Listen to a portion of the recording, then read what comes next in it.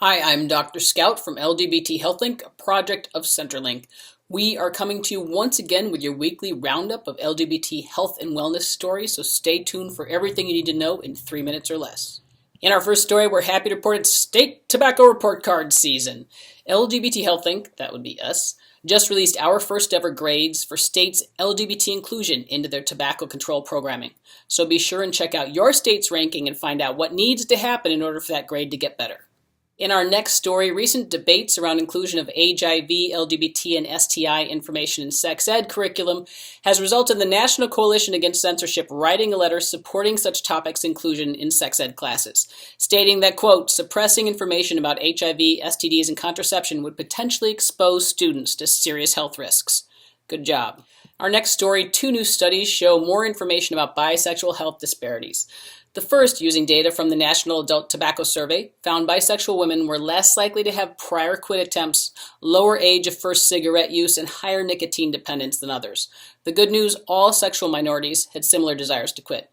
Second study found that college-age sexual minority women had greater substance use than heterosexual women, with bisexual women having the highest alcohol, tobacco, and marijuana use rates.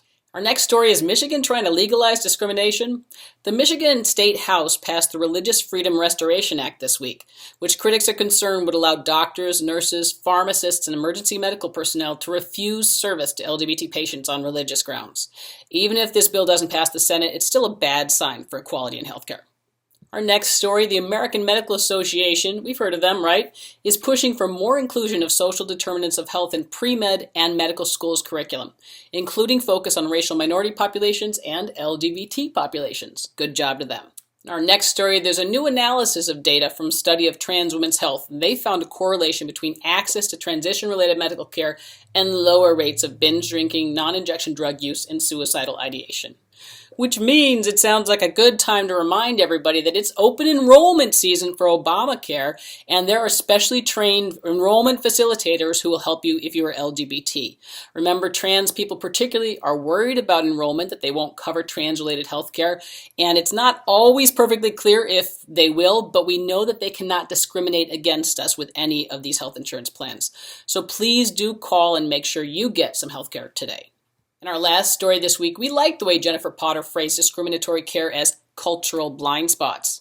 She's one of the authors of the recently released American Association of Medical Colleges Training Guidelines for Health Providers. In her new op-ed, she shows the consequences of these blind spots. For example, cervical cancer screenings are performed less frequently for lesbian or bi women than other women. That's it. That is your news for this week. Remember, if you like it, share it. Thank you very much to our researcher, Michael Baer, and we will see you next week, same time, same place, with everything you need to know about LGBT health and wellness.